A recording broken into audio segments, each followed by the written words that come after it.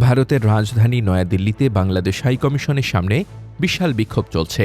এমনকি বিক্ষোভকারীরা নিরাপত্তা ব্যারিকেড ভেঙে হাইকমিশনের ভেতরে ঢোকারও চেষ্টা করেছে। পরিস্থিতি নিয়ন্ত্রণে আনতে আশপাশের এলাকায় নিরাপত্তা বাহিনীর উপস্থিতি বাড়ানো হয়েছে। ভারতীয় সংবাদ মাধ্যম এনডিটিভির প্রতিবেদনে বলা হয়েছে, নয়াদিল্লিতে বাংলাদেশ হাইকমিশনের বাইরে বাংলাদেশে সংখ্যালঘুদের ওপর নির্যাতন এবং ময়মনসিংহে দীপুচন্দ্র দাস নামের এক হিন্দু যুবককে পিটিয়ে হত্যার প্রতিবাদে বিক্ষোভ শুরু হয়েছে। পরিস্থিতি বেশ উত্তপ্ত হয়ে উঠেছে। বিক্ষোভকারীরা ব্যারিকেড ভেঙে ভেতরে ঢোকার চেষ্টা করেছে। নিরাপত্তা বাহিনী পরিস্থিতি নিয়ন্ত্রণের চেষ্টা করছে।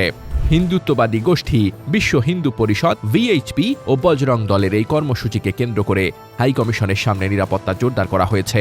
পুরো এলাকাটি 3 স্তরের ব্যারিকেডে ঘিরে রাখা হয়েছে এবং সেখানে পুলিশ ও আধা সামরিক বাহিনীর সদস্য মোতায়েন করা হয়েছে।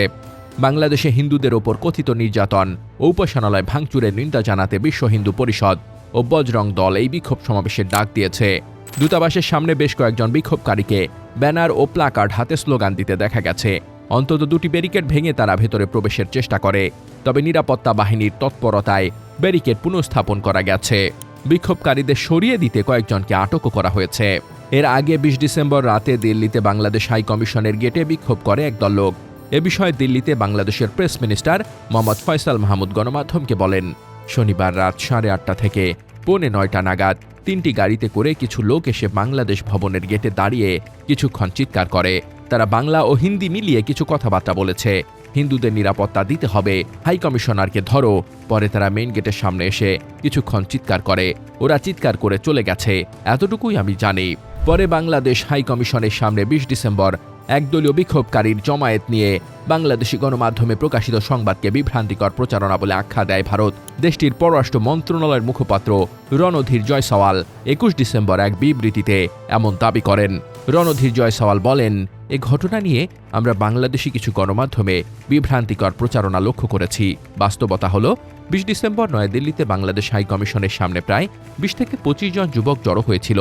ওই যুবকেরা ময়মনসিংহের ভালুকায় পোশাক শ্রমিক দীপুচন্দ্র দাসের নৃশংস হত্যাকাণ্ডের প্রতিবাদে স্লোগান দিচ্ছিলেন এবং বাংলাদেশের সংখ্যালঘুদের নিরাপত্তা নিশ্চিত করার দাবি জানাচ্ছিলেন। মুখপাত্র বলেন, বিক্ষোভকারীরা হাইকমিশনের নিরাপত্তা বেষ্টনী ভাঙার চেষ্টা করেনি বা কোনো নিরাপত্তা ঝুঁকিও তৈরি করেনি। প্রতিক্রিয়ায় ভারতের প্রেস নোটকে দ্ব্যর্থহীনভাবে প্রত্যাখ্যান করে বাংলাদেশ। একই সঙ্গে কূটনৈতিকভাবে অত্যন্ত সুরক্ষিত এলাকায় কিভাবে বিক্ষোভকারীরা প্রবেশ করতে পারল তা নিয়ে গুরুতর নিরাপত্তা ঘাটতির প্রশ্ন তোলে ঢাকা। পররাষ্ট্র উপদেষ্টা তৌহিদ হোসেন 21 ডিসেম্বর বিকেলে সাংবাদিকদের বলেন, ভারতের ওই প্রেস নোটের বিষয়টি আমরা সম্পূর্ণভাবে প্রত্যাখ্যান করেছি। বিষয়টি এমনভাবে উপস্থাপন করা হয়েছে যেন এটি খুবই সাধারণ ঘটনা, অথচ বাস্তবে তা নয়। আমাদের মিশন কূটনৈতিক এলাকার একেবারে ভেতরে অবস্থিত, কোনোভাবেই প্রান্তিক এলাকায় নয়। পররাষ্ট্র উপদেষ্টা বলেন, ভারতের প্রেস নোটে বিষয়টি অতি সরলীকরণ করা হয়েছে, অথচ নয়াদিল্লিতে বাংলাদেশ মিশন একটি অত্যন্ত সংবেদনশীল ও সম্পূর্ণ সুরক্ষিত কূটনৈতিক অঞ্চলের গভীরে অবস্থিত। পররাষ্ট্র উপদেষ্টা প্রশ্ন তোলেন, কিভাবে 25 থেকে 30 জনের একটি দল, যাদের একটি উগ্র হিন্দু সংগঠনের সদস্য হিসেবে বর্ণনা করা হচ্ছে, এমন সংবেদনশীল এলাকায় প্রবেশ করতে সক্ষম হলো। তিনি বলেন, স্বাভাবিক পরিস্থিতিতে অনুমতি ছাড়া সেখানে পৌঁছানো সম্ভব হওয়ার কথা নয়। News desk, দুতিয়াল।